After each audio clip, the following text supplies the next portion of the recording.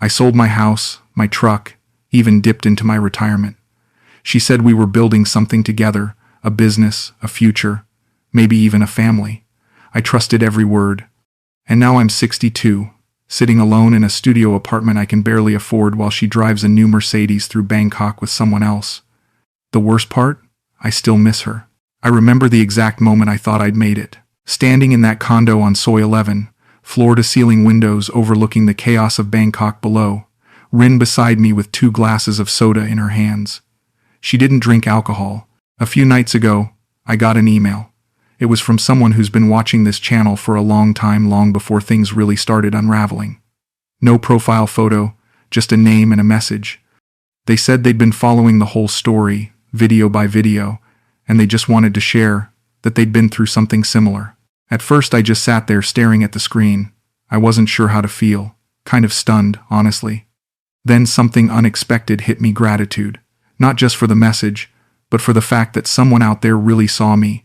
Not just the train wreck, but the human inside it. As I kept reading, it got harder. They talked about their own heartbreak, how it nearly broke them, and then how they got back up. Not all at once, not heroically, but slowly, quietly. I won't lie to you, I cried. Not like dramatic movie tears. Just that silent kind of crying that sneaks up on you when no one's around.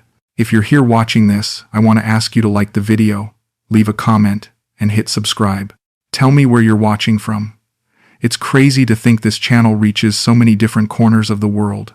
And for those of you who keep showing up, video after video, I don't know if you understand how much that means to me. I really mean it. Thank you. For seeing me. For staying. Let me take you back to where it all started. Said it clouded judgment. I loved that about her. She raised her glass toward mine. To us, Michael. To our forever partnership. Her smile was electric. Genuine, the kind that makes a man forget he's standing in a room he just paid $300,000 for but can't legally own. This is just the beginning, she said, her fingers brushing my arm. Real estate is exploding here. We're going to make millions together. You and me. The way she said it, with such certainty, such conviction, I felt it in my chest. This wasn't a scam. This was real. This was my second chance at life. I can't believe this is happening, I said, looking out at the city lights starting to flicker on as evening approached. 6 months ago I was sitting in Michigan watching snow pile up, wondering what the hell I was going to do with the rest of my life. She moved closer, her hand finding mine. You were waiting for this. For us. Everything happens for a reason, Michael. You came here. You found me. Now we build our empire together. I believed her. God. I believed every single word. I felt like I'd finally found someone who didn't just want my money. She wanted to build something with me. After my divorce, after years of sitting alone in a house that felt like a tomb, after my kids stopped calling except on holidays, I finally felt useful again. I felt seen. I felt alive. But let me back up. Let me tell you how I got here. How a retired civil engineer from Michigan ended up signing away his life savings to a woman 32 years younger in a country he barely understood. It started 6 months earlier. I'd come to Bangkok on what I told my brother was an exploratory trip, one of those post-retirement adventures. He thought I was crazy. You're going to Thailand? Alone? At your age? His voice through the phone was laced with concern and judgment. I'm 62, not 92, I'd said. And yeah, I'm going alone. That's the whole point. The truth was, I needed to get away. My ex-wife had remarried. My daughter was busy with her own family in California. My son barely spoke to me after I'd missed his wedding because of work. Work that didn't even matter anymore because I'd taken early retirement and now had nothing but time and a pension that felt like a consolation prize for a life half-lived. So I booked a one-way ticket to Bangkok. No plan, no agenda, just a vague idea that maybe somewhere else I could be someone else. I wasn't looking for love. I was looking for an apartment, something temporary while I figured out if I wanted to stay. That's when I met her. I'd walked into a real estate office in Asoke, one of those glass-fronted places with photos of luxury condos plastered on every surface. The receptionist told me to wait, someone would be with me shortly. I sat down, scrolling through my phone, when I heard heels clicking on tile. I looked up. Rin walked in wearing a charcoal suit, hair pulled back tight, tablet in hand. She looked nothing like the women I'd seen in bars or on dating apps. She didn't giggle or play coy. She extended her hand. "Mr. Grant, I'm Rin. I understand you're looking for property. Let me show you what's possible here." Her handshake was firm, professional. Her English was flawless, almost American. No accent I could place. She sat across from me and immediately started talking margins, investment zones, appreciation rates. "Bangkok is undervalued right now," she said, swiping through charts on her tablet. "Sukhumvit area specifically. Foreign investment is up 40% year over year. If you're smart, if you move now, you could see serious returns." I was impressed. Hell, I was captivated. This wasn't some sales pitch. This was someone who knew what they were talking about. "I'm not really looking to invest," I said. "I just need a place to stay for a few months." She tilted her head, studying me. "Why limit yourself? You're here. You have capital, I assume. Why not make your money work for you?" I laughed. "You don't even know if I have capital." She smiled. "You're American, retired. You booked a one-way ticket to Bangkok.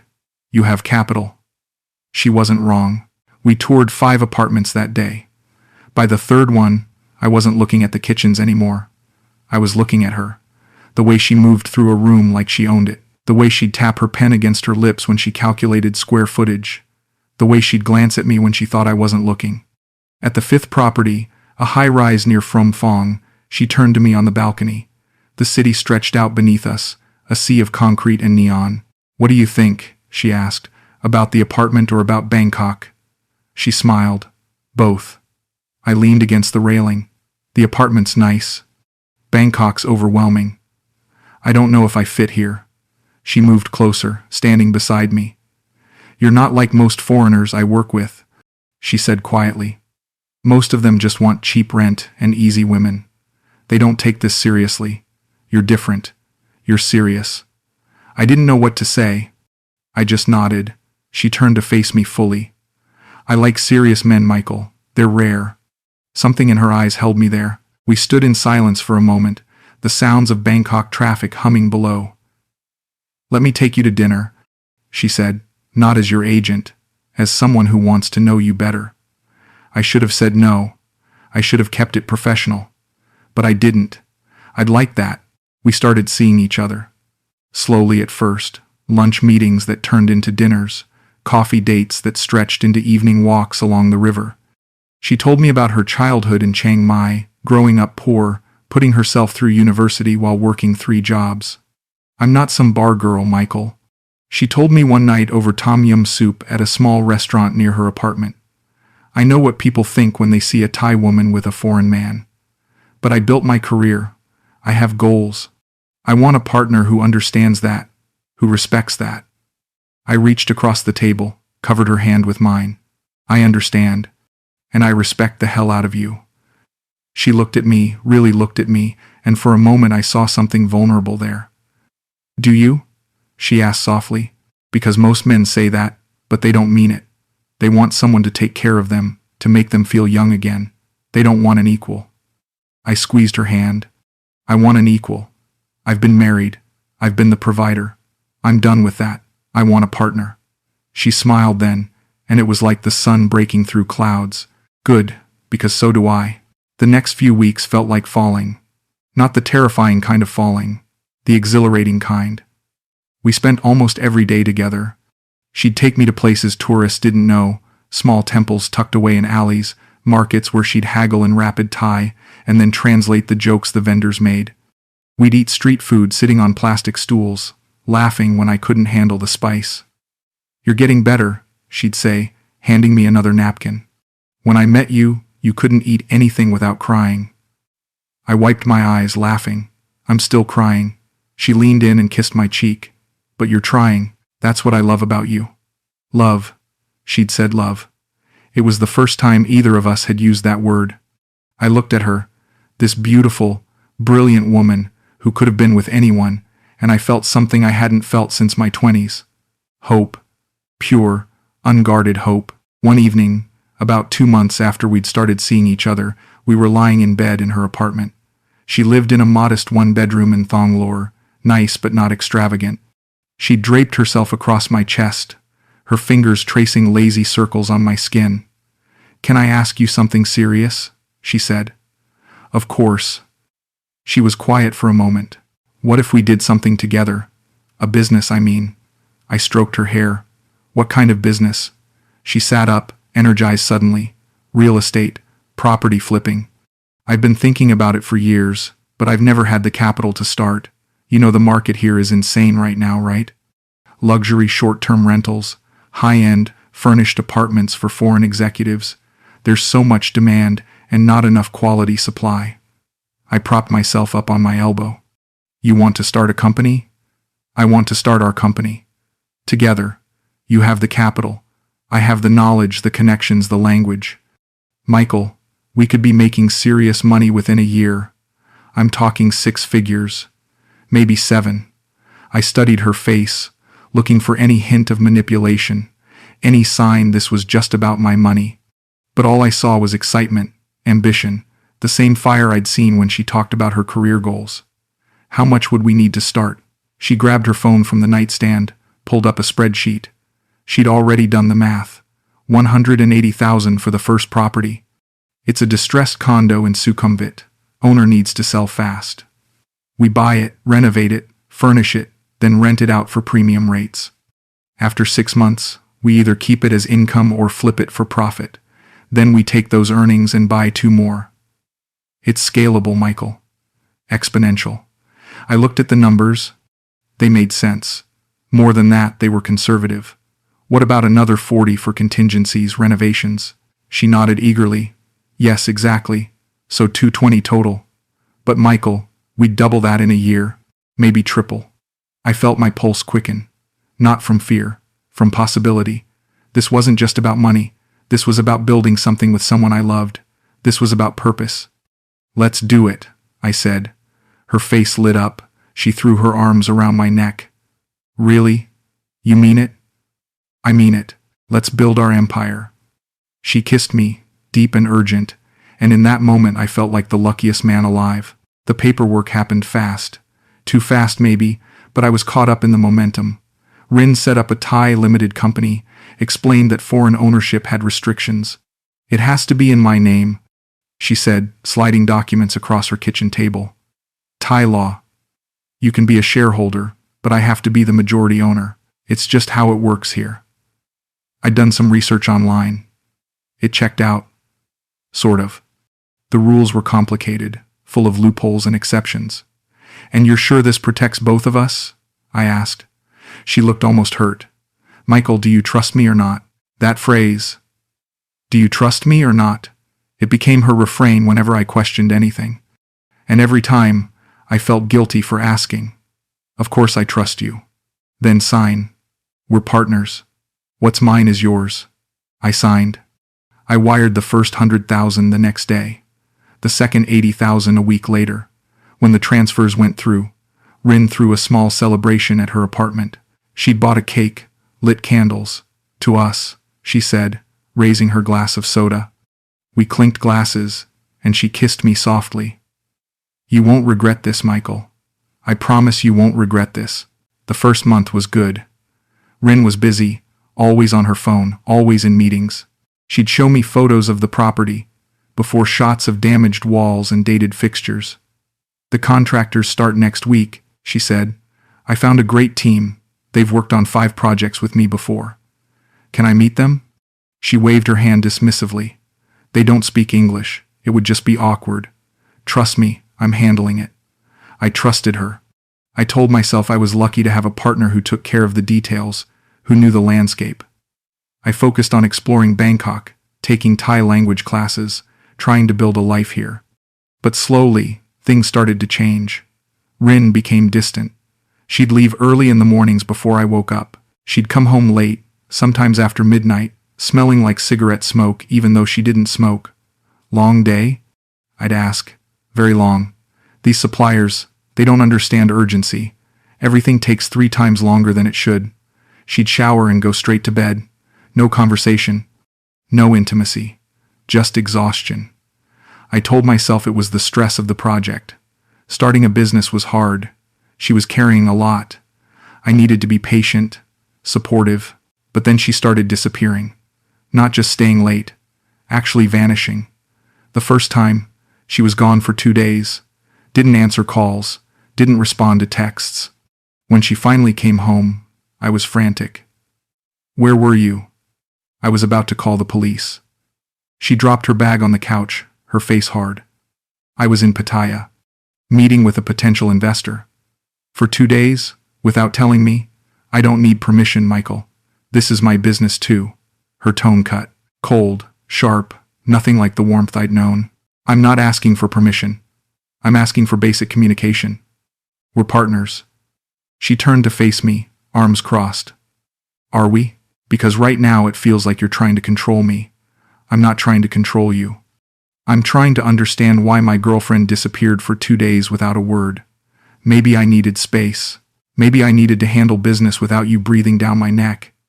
I stepped back, stunned. We'd never fought like this. "Talk to me."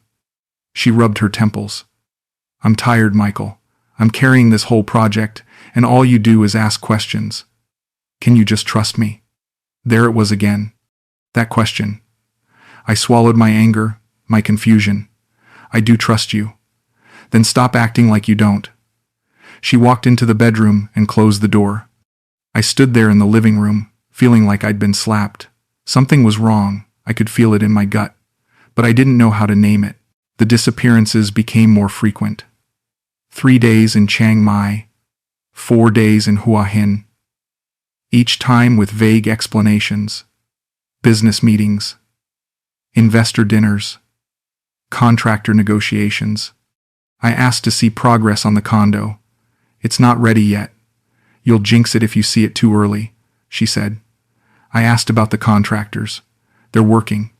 You wouldn't understand the way things operate here." I asked about timelines.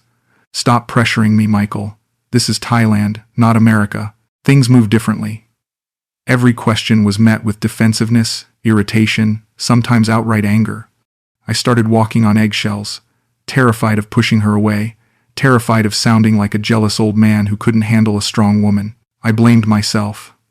Maybe I was too American, too rigid, too demanding. Maybe I needed to let go, to trust the process. But my bank account kept shrinking, and I had nothing to show for it. No property tours, no contractor meetings, no progress photos beyond the ones she'd shown me months ago. I tried talking to her one night after she came home at 2 a.m. "Can we just talk? Really talk?" She kicked off her shoes. "About what?" "About us. About the business. About where we're going." She poured herself water, wouldn't look at me. "We're fine, Michael. Why do you always need to analyze everything?" "Because I've put everything into this, into us, and I feel like you're slipping away." She finally looked at me, and her eyes were cold. "Maybe you're holding on too tight." I decided to take her to dinner, somewhere nice, somewhere we could reconnect without the stress of her apartment, without the weight of the business between us. I made a reservation at a rooftop restaurant overlooking the Chao Phraya River, the kind of place with white tablecloths and wine lists thicker than magazines. She agreed to come, though she seemed reluctant. I got there early, ordered wine, watched the boats drift by below. She arrived 20 minutes late, no apology, no explanation. She sat down, ordered sparkling water, didn't even glance at the menu. I tried to keep the conversation light at first. Talked about the weather, about a temple I'd visited that week. She answered in monosyllables, checking her phone every few minutes. Finally, I couldn't hold it in anymore. "Rin, we need to talk about the business." She set her phone down. "What about it?" "I want to know where we stand. It's been 4 months. I haven't seen the property. I haven't met the contractors. I haven't seen any financial updates." She picked up her fork, stabbed at the salad that had just arrived. "We're on schedule." "Are we?" "Because from where I'm sitting, I have no idea what's happening with $220,000 of my money." She set the fork down, hard. "Do you want a refund, Michael? Is that what this is?" Her voice was sharp, cutting through the ambient restaurant noise. "What?" "No. I want transparency. I want to be included." "Included?" She leaned back, arms crossed. You're included. I tell you everything. You don't tell me anything. You disappear for days. You won't let me see the property. You shut down every question I ask. Her jaw tightened. The deal fell through. I blinked. What deal? The condo. The owner changed his mind. The zoning got complicated. It happens. When did this happen? 2 months ago. My stomach dropped. 2 months? And you're just telling me now? She shrugged. I was trying to find another property. I didn't want to worry you. Worry me? Rin, that's my life savings. You should have told me immediately. And what would you have done, Michael? Panicked? Blamed me? Made it worse? Her voice rose. People at nearby tables glanced over. I lowered my voice. I would have worked with you. We're supposed to be partners. She laughed, bitter and harsh. Partners. You keep using that word. But what you really mean is you want control. You want to oversee everything because you don't trust me. I'm trying to trust you, but you make it impossible. She stood abruptly, grabbing her purse. Maybe we should take a break. Maybe this isn't working. The words knocked the air from my lungs. What are you talking about? I need space, Michael. I can't do this right now. I can't handle your questions, your suspicions, your constant need for reassurance. Rin, sit down. Please, let's talk about this. But she was already walking away, heels clicking against the tile, disappearing into the elevator. I sat there, staring at 2 untouched plates, the river glittering below, feeling like the ground had opened beneath me. The waiter approached cautiously. Is everything all right, sir? I nodded, unable to speak. He left the check. I paid it alone. I didn't hear from her for 4 days. I texted. I called. I left voicemails. Nothing. On the 5th day, desperation pushed me to drive to her apartment. I knocked. No answer. I knocked again. A neighbor opened their door, an elderly Thai woman who'd seen me before. She not here, the woman said in broken English. She go already. 3-4 days. Do you know where? The woman shook her head. She have suitcase. Big suitcase. I felt sick. I drove to her office. The receptionist looked uncomfortable when I asked for Rin. She's not in today. When will she be in? I don't know. She didn't say. Can you call her for me? The receptionist shifted. I'm sorry, I can't help you. There was pity in her eyes. I left. Sat in my car in the parking lot. My hands shook. I didn't know what to do. So I started digging. I called the numbers she'd given me for business partners. The first number was disconnected. The second rang and rang, no answer.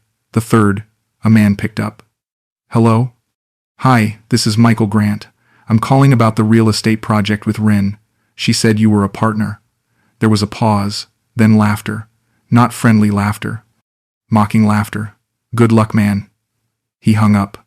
I stared at my phone, called another number. A woman answered. Who is this? Michael Grant. I'm working with Rin on a property deal. She gave me your name. I don't know any Rin. Don't call this number again. She hung up.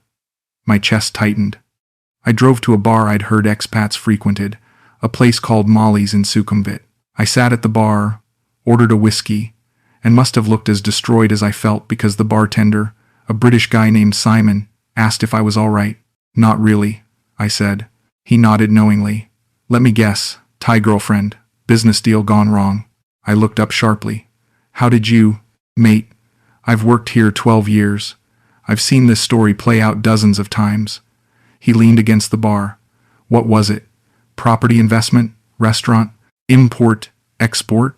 Real estate? I whispered. He winced. How much? 220,000. He let out a low whistle. Christ. I'm sorry, mate. I really am. A man sitting 2 seats down turned toward me. American accent. Maybe 50. 220? That's rough. I lost 85 the same way. Property deal. Thai girlfriend. Vanished overnight. Another voice chimed in from a corner booth. 140 for me. She said we were starting a restaurant chain. Simon poured me another whiskey, waved away my money. This one's on the house. Welcome to the club nobody wants to join. Over the next 2 hours, 3 more men shared their stories, All different details, all the same pattern. Beautiful Thai woman, business opportunity, partnership, trust, then disappearance, money gone. Hearts broken. But why? I asked, my voice cracking. If it's just about money, why the relationship? Why the months of building something real? An older Australian man, must have been 70, spoke quietly from the corner. Because the money's not enough, mate. They need you emotionally invested. They need you to believe it's real love, real partnership. That's what makes you ignore the red flags. That's what makes you sign without lawyers, transfer without protection, trust without verification. But she seemed so genuine, I protested weakly. They all do, Simon said gently. That's the point. The good ones and mate. Sounds like yours was very good. They make you feel alive again. They make you feel chosen, special. Like you found something rare. And maybe, in some small way, they even believe it themselves while they're doing it. I put my head in my hands. I sold my house. I liquidated my retirement accounts. I have nothing left. The silence that followed was heavy with shared grief. I finally tracked her down through a private investigator I couldn't afford. Cost me another $3,000 I didn't have. He sent me photos. Rin, or whatever her real name, was driving a white Mercedes through central Bangkok, shopping at luxury malls, laughing at expensive restaurants, with another man. Western, older than me. He had his arm around her waist. The investigator's report was clinical. Subject operates under multiple names. Known aliases include Rin Siriwan, Panita Rojana, Nara Wangsakul. Estimated 15 to 20 similar operations over past 6 years. Total estimated proceeds, 2 to 3 million USD. Currently engaged with new target, British national, age 67, initial investment estimated at $180,000. I stared at those words. Currently engaged with new target. That's all I was. A target. I tried going to the police. Sat in a station in Asoke for 4 hours, trying to explain the situation to an officer who barely spoke English. When I finally made him understand, he shrugged. You give her money for business. You boyfriend, girlfriend. No crime. This is civil matter. But she lied. She stole from me. You give money to girlfriend. She your girlfriend, yes. Not crime. But the business. Where is company paper? Where is contract? I realized then I had nothing. The company was in her name. The property didn't exist. The contracts I'd signed were in Thai, documents I'd trusted her to translate. I had no legal standing whatsoever. The officer softened slightly. You're not first Farang I see with this problem. You not be last. Go home. Learn expensive lesson. Move on. I walked out of that police station and sat on the curb outside, traffic screaming past, heat pressing down like a physical weight, and I finally understood. I was never getting that money back. I was never getting closure. I was never getting an explanation. She was gone. My money was gone. My dignity was gone. So here I am, 62 years old, living in a studio apartment in a sketchy part of town where the AC barely works and the neighbors blast karaoke until 3 a.m. I teach English online for $15 an hour. I can't afford to fly back to the States. Can't afford to start over there anyway. I have nothing to go back to. My brother won't talk to me. Said I was an idiot. Said he warned me. Said he's done bailing me out of my own stupidity. My daughter sends occasional texts, more out of obligation than love. My son hasn't responded to a message in 8 months. I eat street food twice a day because it's all I can afford. I lost 40 pounds. My hair's gone completely gray. I look in the mirror and barely recognize myself. But here's the thing nobody tells you about losing everything. You don't die. You think you will. You want to, some days. But you don't. You just keep waking up. Keep breathing. Keep moving forward because there's literally nothing else to do. I've started this YouTube channel because I needed someone to talk to. Because I needed to stop carrying this shame alone. Because maybe, just maybe, if I tell this story, someone else won't make the same mistake. The comments on my videos are mixed. Some people are supportive. Some tell me I got what I deserved. Some think I'm lying for views. But a few, and this is what keeps me making these videos, a few people write, "Thank you. I was about to do something similar. You saved me." That's worth something. It has to be worth something. Last week, I saw her. Pure chance. I was walking through Terminal 21, killing time because my apartment was unbearable in the midday heat, and there she was, the white Mercedes, different man beside her this time, younger, holding shopping bags. She saw me too. Our eyes met across the parking lot. For a moment I thought I saw something. Guilt, recognition, regret. But then she smiled. Not the warm smile I remembered. Something else. Something cold. Victorious. She got in her car and drove away. I stood there in the parking lot, and here's the thing that broke me all over again. I still missed her. Not the woman she actually was, but the woman I'd believed she was. The partner. The future. The dream. That's the real theft, isn't it? She didn't just take my money. She took my ability to trust, my ability to hope. She took the version of my future where I wasn't alone. So if you're watching this and you're thinking about making a big investment with someone you met overseas, someone who makes you feel alive again, someone who promises partnership and forever, please do what I didn't do. Get a lawyer. A real one, local to that country, who works for you. Get everything in writing, translated by an independent translator. Never put assets solely in someone else's name, no matter how much you trust them. If someone gets angry when you ask questions, that's not love, that's control. If someone disappears without explanation, that's not stress, that's deception. If something feels wrong, it probably is. Trust that feeling. I know this because I ignored every single one of these warnings. I chose to believe in the fairy tale instead of protecting myself, and I'm paying for it every single day. I'm 62. I have maybe 20 good years left if I'm lucky, and I'll spend most of them working to survive, alone, in a country that will never truly be home, because I believed a beautiful lie told by a beautiful woman. Don't be me. Learn from my mistake without having to live it, please. If you made it this far, thank you for listening. Thank you for witnessing this. Thank you for making me feel, even for a moment, like I'm not completely invisible. Subscribe if you want. Don't if you don't. But share this if you think it might help someone.